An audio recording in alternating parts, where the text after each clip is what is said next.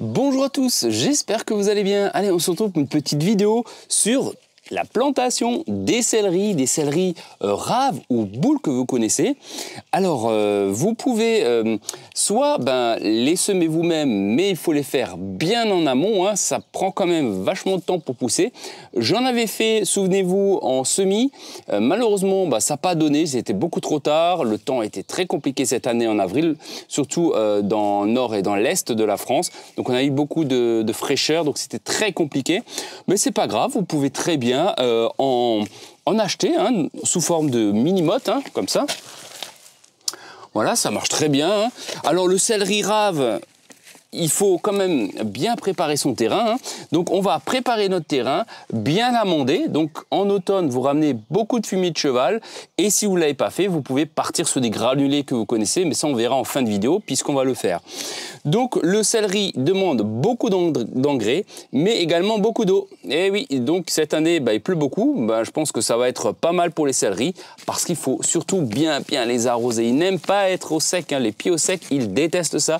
Donc il faut absolument l'arroser régulièrement, un jour sur deux si c'est sec. Donc on va préparer notre terrain, on va amender, on va rajouter un peu de terreau. C'est pas une obligation le terreau, mais il me reste un reste de terreau, je vais le mettre. Une terre un peu, pas trop sableuse, mais avec un peu d'argile et du sable, c'est très bien pour le céleri, il aime ça. Vous pouvez également le pailler. Je ne vais pas le pailler tout de suite parce qu'il pleut tout le temps. Et plus vous allez mettre du paillage en temps de pluie, plus vous allez attirer des gastéropodes. Donc faites très attention là-dessus. Ne mettez pas de paillage tant qu'il pleut parce que là, ça va être la folie. Le céleri, il est assez résistant. Les limaces n'aiment pas plus que ça le céleri.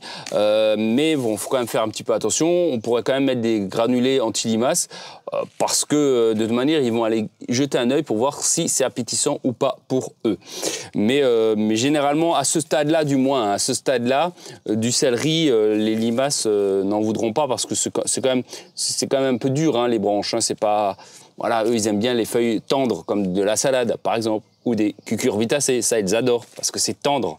Mais ça, c'est un peu plus dur. Alors, on va préparer le terrain. On va passer un coup de griffe dessus. On va bien le retourner. Alors, à partir de là, vous voyez, on fait ça comme ça. Je ne vais pas faire toute la plate-bande. Je vais juste faire un petit peu, juste pour vous montrer les gestes techniques. Voilà, hop.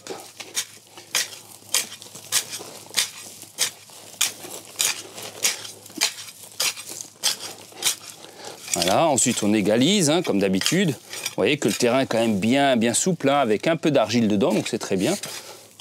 Hop. Voilà, je vais un peu égaliser.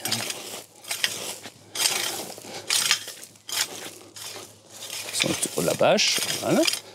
Et on a une belle terre là, comme ça. Quand vous faites comme ça, hop, et vous voyez que le croc s'enfonce tout seul.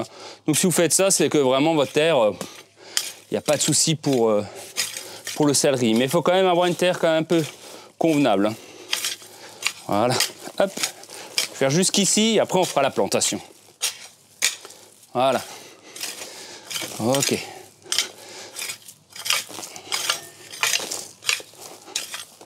Très bien.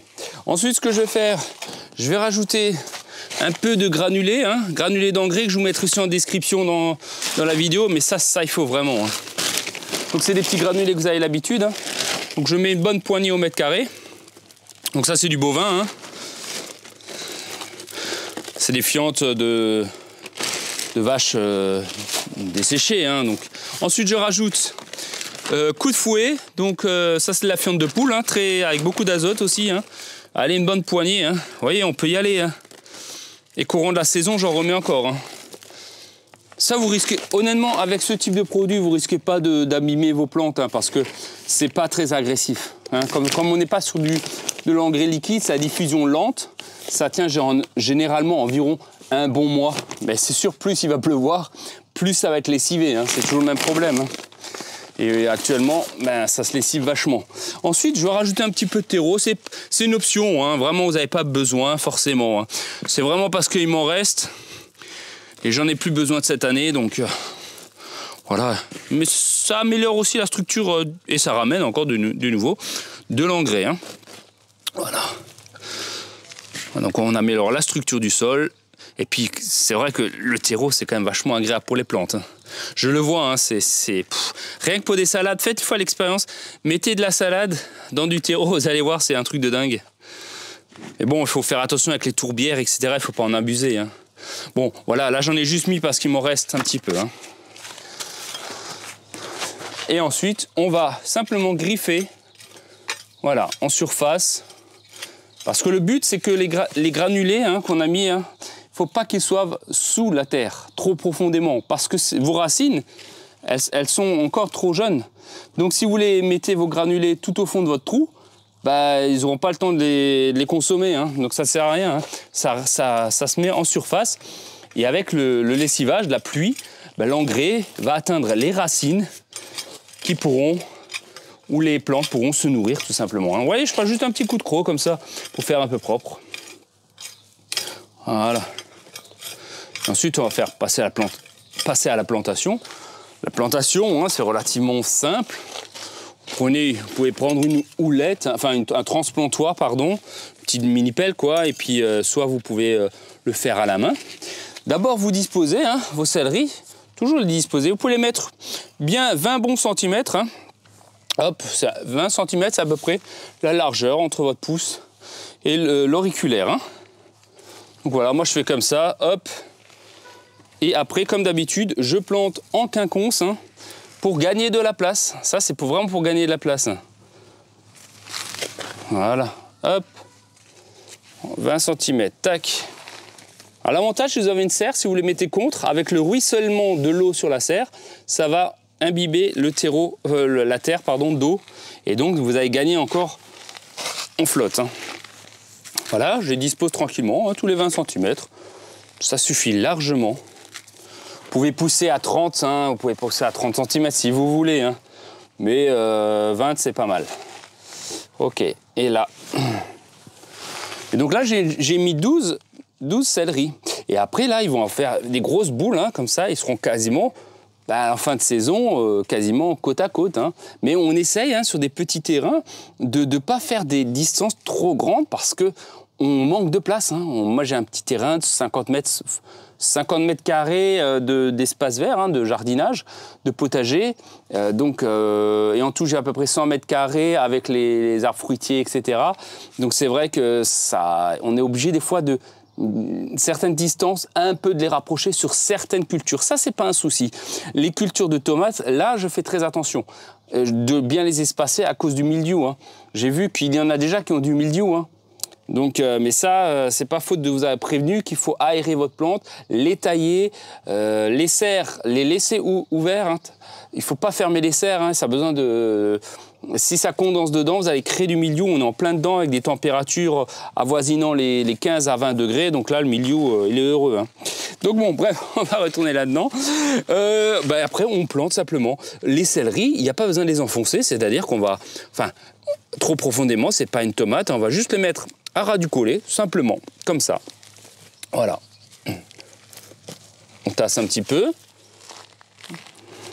Et comme dit, hein, si vous habitez dans le sud, vous paillerez, il n'y a pas de problème. Nous, on va éviter pour l'instant. Vous allez également les arroser, vous plantez, vous arrosez. Je ne vais pas le faire maintenant parce que j'ai vu les modèles, là, les radars.